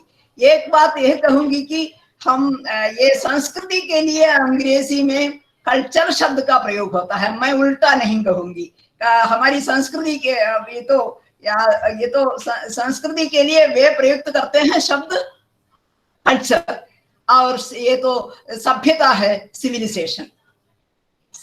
संस्कृति जैसे कि उसके बारे में बहुत कहा गया। सभ्यता क्या है? सिविलाइजेशन है। हमारी सिंधु घाटी सभ्यता से लेकर गुहावासी मनुष्य जिस प्रकार एक एक करके, जैसे कि हम देख सकते हैं गुहावासी मनुष्य जिस प्रकार पशुपालन करने लगे, घर बनाया, घर बनाकर रहने लगा और वस्त्र बनाया, वस्त्र पहनने लगे। पहले तो केवल पत्तों से वे काम करते थे और इस प्रकार पशुपालन करते थे और इस प्रकार शनै शनै सभ्यता का विकास होती, मानव सभ्यता का विकास होता है। संस्कृत अपनी चीज है जो स्वयं बनती है। संस्कृत के 4 अध्याय में हमारे रामधारी सिंह दिनकर जी ने इसका 4 अध्यायों में इसका बहुत ही स्पष्ट विश्लेषण, विवेचन तथा मूल्यांकन किया है। ज्यादा जिसका विवरण चाहिए वे कृपया संस्कृति के 4 अध्याय को पढ़ लें। संस्कृति की सारी परिभाषा, सारी बातें उसमें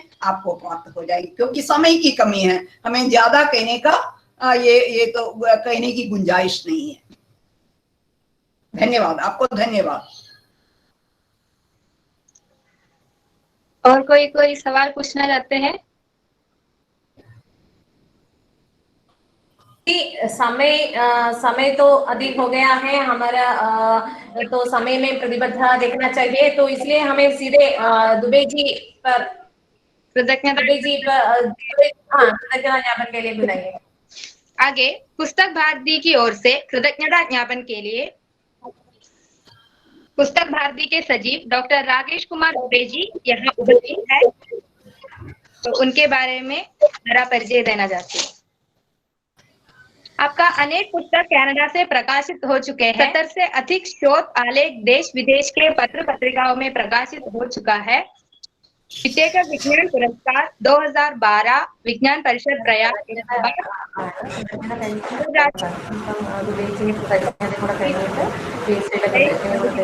पुरस्कारों से सम्मानित है। आप कृतज्ञता ज्ञापन के लिए डॉक्टर राकेश कुमार दुबे जी को आमंत्रित करती हूँ। जी धन्यवाद। आवाज आ रही है? आ रही है।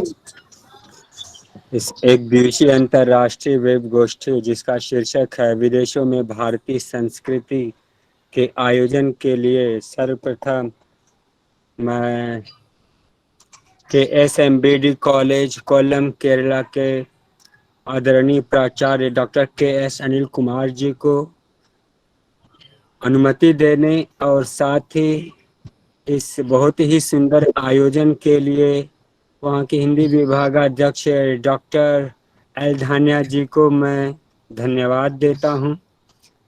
और साथ ही इस एक दिवसीय अंतर्राष्ट्रीय वेब गोष्ठी में आमंत्रण स्वीकार करने के लिए हमारे आदरणीय प्रोफेसर एस तंकमणि अम्मा जी और मॉरिशस से प्रोफेसर हेमराज सुंदर जी ने आमंत्रण स्वीकार किया, इसके लिए मैं उन्हें भी धन्यवाद देता हूं। और साथ ही चूँकि मैं पुस्तक भारती का प्रतिनिधित्व करता हूं, तो फिर भी आदरणीय प्रोफेसर नराले जी को भी धन्यवाद देता हूं। हालांकि वो तो घर के ही माने जाएंगे हमारे, क्योंकि पर फिर भी मैं उन्हें भी धन्यवाद देता हूं। और उन्हें विशेष धन्यवाद इसलिए देता हूं कि यदि आप लोगों ने ध्यान दिया होगा तो उनके यहाँ सुबह के 7 या 7:30 बजे थे और उनके यहाँ अंधेरा था कनाडा में जब वो जुड़े थे। तो और ठंडी का समय है, तो आप लोग समझ सकते हैं कि उनको कितनी समस्या हुई होगी। फिर भी उन्होंने हमारा आमंत्रण स्वीकार किया, इसके लिए मैं उन्हें भी धन्यवाद देता हूँ। यह जो एक दिवसीय वेब गोष्ठी का विषय विदेशों में भारतीय संस्कृति रखा गया था, जब हम भारतीय संस्कृति की बात करते हैं वो भी विदेशों में, तो उसमें बहुत से तत्व समाहित होते हैं। जैसा कि सभी विद्वानों ने इस एक मत होकर इस बात को कहा कि जो संस्कृति है ये बहुत ही व्यापक शब्द है, और हम कह सकते हैं कि जो कुछ भी हमारा परिष्कृत या अच्छा है, चाहे हमारी भाषा, कला, साहित्य, खान पान, रहन सहन, रीति रिवाज, परिधान, वो सब हमारी संस्कृति का अंग होता है, हम वो अंग माने जाते हैं। और जो लोग हमारे देशों से विदेशों में गए वो उनके साथ गई। और एक महत्वपूर्ण बात ये भी है कि जिस कालखंड में हमारे देश की जो स्थिति थी और जो लोग गए और उनकी संस्कृति उनके साथ गई, उसका प्रभाव वैसा ही उन देशों में देखने को मिला है। हम यदि प्राचीन भारतीय इतिहास पर, चूंकि मैं इतिहास का विद्यार्थी हूँ, तो यदि हम प्राचीन भारतीय इतिहास पर दृष्टि डालें तो हम पाते हैं कि जहाँ से हमारा लिखित साहित्य उपलब्ध होता है, वैदिक साहित्य, वैदिक काल से या उसके पूर्व जो हमारी हड़प्पा या सिंधु सभ्यता की खोज के बाद जो पुरातात्विक सामग्री मिली है, उसके अध्ययन से भी ये बात स्पष्ट होती है कि हमारी संस्कृति का काफी दूर दूर तक प्रचार था। और हमारी जो एक कह सकते हैं कि एक विराट संकल्पना हमारी संस्कृति की थी, और जिस कालखंड में जो लोग गए उसके अनुरूप ही उसका वहां पर वैसा प्रभाव देखने को मिला। चाहे हमारा वैदिक साहित्य हो या उसके बाद बौद्ध धर्म के उदय या सम्राट अशोक के अभ्युदय के बाद हम पाते हैं कि भारत एक सशक्त राष्ट्र था। तो जिन भी देशों में हमारी संस्कृति गई, और मैं एक छोटी सी बात यहाँ यह कहना चाहूंगा कि हमारी संस्कृति शुरू में दो तरह के लोगों के द्वारा गई। एक तो जो हमारे धर्म प्रचारक थे और दूसरे जो व्यापारी थे, क्योंकि वही विदेशों को जाते थे या तो धर्म के प्रचार के लिए या व्यापार के लिए। हम देखें कि सम्राट अशोक के काल में सारे लोग धर्म के प्रचार के लिए जाते हैं या उसके बाद व्यापार के लिए जाते हैं। पूरा दक्षिण पूर्व एशिया का इतिहास इससे भरा पड़ा है, और हम देखते हैं कि इतना भव्य संकल्पना वहां पर किया गया जो हमारी संस्कृति के वहां अवशेष हैं। इतने विशाल मंदिर तो भारत में भी नहीं है जैसे दक्षिण पूर्व एशिया में है। ये हमारी संस्कृति की महत्ता है कि जो लोग गए वहां पर उसका उसी के अनुरूप प्रचार किया। भारत में जब अंग्रेजी शासन कायम होता है तो जो गिरमिटिया प्रथा 1834 से शुरू होती है, तो हम पाते हैं जिस पर प्रोफेसर हेमराज सुंदर जी ने और डॉक्टर एस लता मैडम ने और टंकमणि मैम ने काफी अच्छा प्रकाश डाला। हम ये पाते हैं कि जो गिरमिटिया प्रथा शुरू हुई तो हमारे देश के लोग अपनी मर्जी से नहीं गए, वो मजदूर बनाकर ले जाए गए, और उसका फल ये हुआ कि पूरी दुनिया में भारतीय संस्कृति का ऐसा अपकर्ष हुआ हम कि जिसकी कोई मिसाल भी नहीं मिलती है। जो भारतीय इतने श्रेष्ठ समझे जाते थे, उन्हीं भारतीयों के लिए कहा जाता था भारत के विषय में, India is a mine of Coolidge and labourer. मतलब हमारी संस्कृति का ऐसा अपकर्ष हुआ कि भारत से दीनहीन और द्वेम दर्जे का कोई राष्ट्र ही नहीं था। चाहे जहां जहां भी हमारे गिरमिटिया देशों में गए, गिरमिटिया जो देश है, चाहे वो दक्षिण अफ्रीका है, केनिया है, सूरीनाम है, फिजी, गयाना, ट्रिनिडाड, मॉरिशस, जहां भी हमारे भारतीय गए उनको इतनी यातनाएं दी गई कि यदि कहा जाता है कि धरती को लेखनी और कल्प वृक्ष को कलम बनाकर भी उनके दुख दर्द लिखे जाएं तो भी शायद कम पड़ जाएगा।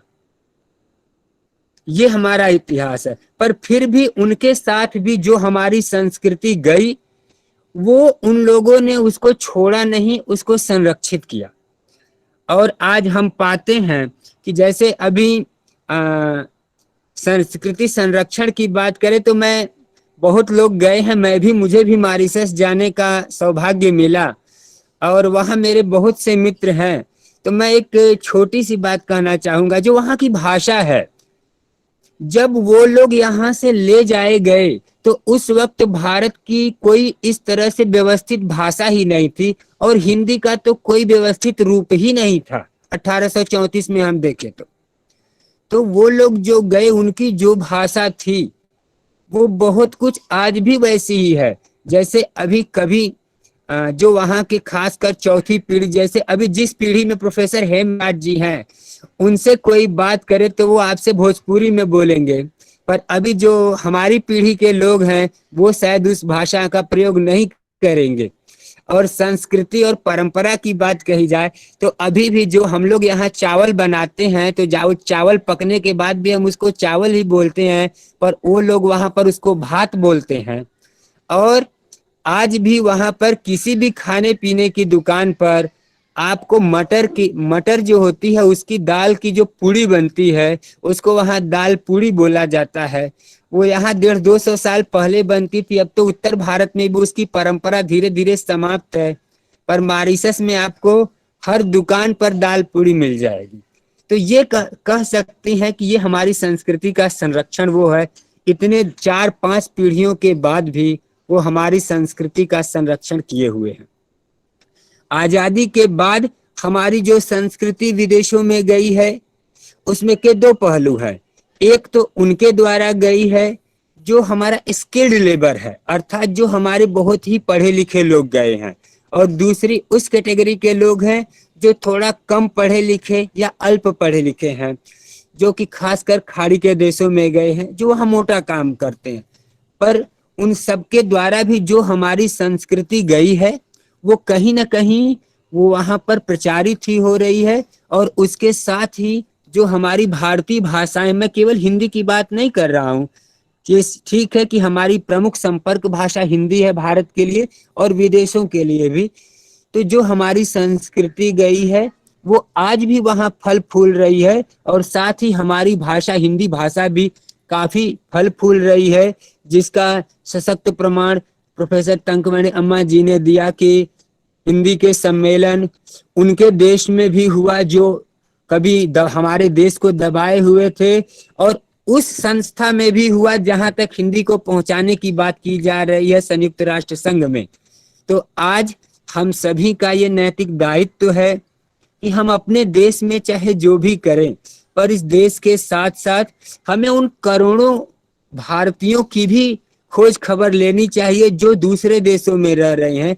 ये भी हमारा नैतिक दायित्व है और इसके लिए भी हमें प्रयत्नशील होना पड़ेगा, क्योंकि हमारी भाषा और हमारी संस्कृति केवल हम ही से जीवित नहीं है, उसके एक धारक वो भी हैं जो कि करोड़ों की संख्या में भारत के बाहर हैं। इसलिए मैं सभी से यह निवेदन करूंगा कि इस श्रृंखला में सभी लोग अपना योगदान दें। और कनाडा की पुस्तक भारती इस विषय में अपना एक छोटा सा प्रयास कर रही है। पुस्तक भारती टोरंटो कनाडा के सचिव के नाते मैं 2 शब्द पुस्तक भारती के बारे में कहना चाहूँगा कि यह संस्था 1990 से टोरंटो कनाडा में कार्य कर रही है। और जैसा कि आप सभी लोगों ने सुना, प्रोफेसर रत्नाकर नराले जी इस संस्थान के निर्देशक हैं। उन्होंने न केवल पुस्तक भारती संस्थान स्थापित किया है, इसके साथ ही संस्कृत हिंदी रिसर्च इंस्टीट्यूट भी स्थापित किया है, और इसके माध्यम से जो भी उनसे बन पड़ा है वो अपनी भाषा और अपनी संस्कृति के लिए प्रयास कर रहे हैं। उन्होंने अब तक 1000 नहीं हजारों विद्यार्थियों को कक्षाओं में और ऑनलाइन हिंदी सिखा चुके हैं, और हिंदी ही नहीं संस्कृत भी, यहाँ तक कि उनका पढ़ाया हुआ छात्र ऑक्सफोर्ड से संस्कृत में पीएचडी कर रहा है, जो कि ये एक गौरव की बात कही जा सकती है।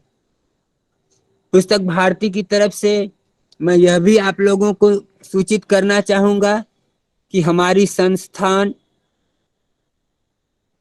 अपनी सारी भारतीय भाषाओं को प्रोत्साहन देती है, और इसके लिए स्वयं प्रोफेसर नराले जी ने तमिल, बंगला, असमी, गुजराती, मराठी ऐसी कई भाषाओं में पुस्तकें लिखी हैं, और साथ ही वो इसके लिए प्रयत्नशील भी हैं कि लोग भी उसके लिए आगे आए। साथ ही पुस्तक भारती भारत में शोध को बढ़ावा देने के लिए अपनी संस्था संस्कृत हिंदी रिसर्च इंस्टीट्यूट की तरफ से माइक म्यूट हो गई है क्या? संस्कृत हिंदी रिसर्च इंस्टीट्यूट की तरफ से 1000 कनाडियन डॉलर का 3 स्कॉलरशिप जारी किया है और साथ ही एक अंतर्राष्ट्रीय स्तर की पुस्तक भारतीय रिसर्च जर्नल पत्रिका भी निकाली है, जिसमें भारत सहित 18 देशों से उसके बोर्ड मेंबर हैं। और मुझे ये बताते हुए प्रसन्नता हो रही है कि अकेले केरल प्रांत से उसके बोर्ड में 3 लोग शामिल हैं। तो इसके साथ ही अपनी संस्कृति के प्रोत्साहन के लिए ही पुस्तक भारती संस्थान ने 2 ग्रंथ संपादित करने की योजना बनाई है, जिसमें पहला है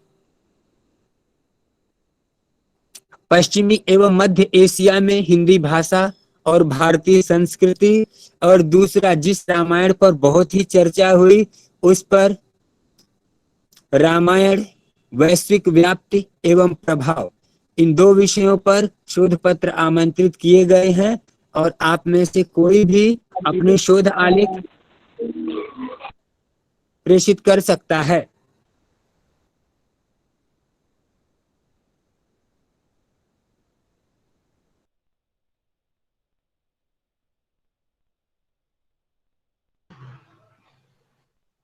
दुबे जी,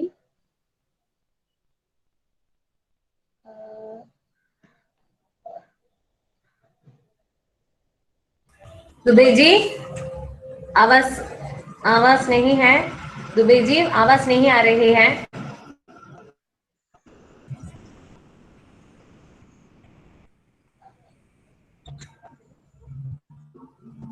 राजेश कुमार दुबे जी,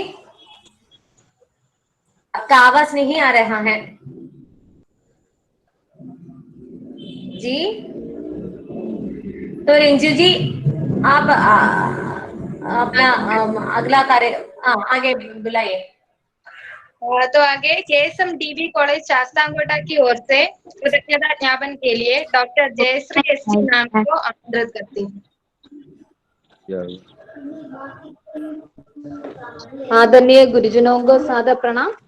केएसएम डीबी कॉलेज शास्तांकोटा हिंदी विभाग और पुस्तक भारती के संयुक्त तत्वावधान में अंतर्राष्ट्रीय वेबिनार आयोजित किया है। विषय है विदेशों में भारतीय संस्कृति। एशिया महाद्वीप में भारतवर्ष की भौगोलिक स्थिति अत्यंत महत्वपूर्ण है। प्राचीन काल से एशिया के प्रमुख सांस्कृतिक केंद्रों से भारत का संबंध रहा। संपूर्ण एशिया के इतिहास और संस्कृति पर भारत का गहरा प्रभाव पड़ा। प्रमुख वक्ताओं ने विदेशों में भारतीय संस्कृति के बारे में विस्तृत जानकारी हमें प्रदान किया है। धन्यवाद अदा करना मेरा कर्तव्य है। सबसे पहले हमारे मुख्य वक्ताओं रायसन विश्वविद्यालय के प्राध्यापक डॉक्टर रत्नाकर जी और क्रिएटिव राइटिंग एंड पब्लिकेशन विभाग के पूर्व विभाग अध्यक्ष डॉक्टर हेमराज जी को मेरे कॉलेज की ओर से, विभाग की ओर से और मेरी ओर से धन्यवाद अदा करती हूँ। अगला केरल के हिंदी प्रेमियों के प्रिय लेखिका और केरल विश्वविद्यालय के पूर्व प्राध्यापिका प्रोफेसर डॉक्टर तंगमणि अम्मा जी को कॉलेज की ओर से, मेरी ओर से, हिंदी विभाग की ओर से हृदय तल से धन्यवाद अदा करती हूँ। पुस्तक भारती के सचिव डॉक्टर राजेश कुमार जी को मैं हृदय तल से धन्यवाद अदा करती हूँ। हमारे कॉलेज के प्रिय प्रधान अध्यापक डॉक्टर अनिकुमार जी, लता जी, धन्या जी, अजय जी, सभी को, अन्य कॉलेजों से आए गुरुजनों को भी मैं, छात्र छात्राओं, प्रतिभागियों सभी को हृदय से धन्यवाद अदा करती हूँ। जय हिंद, जय हिंदी। राजेश कुमार दुबे जी, आप कुछ कहना चाहते हैं? दुबे जी, दुबे जी, राकेश कुमार दुबे जी, आप यहाँ हैं?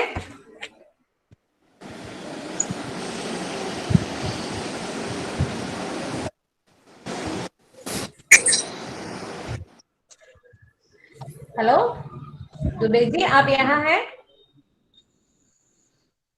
तो सर आदेश जी, हमें तो यहाँ हम आए सबको। हेलो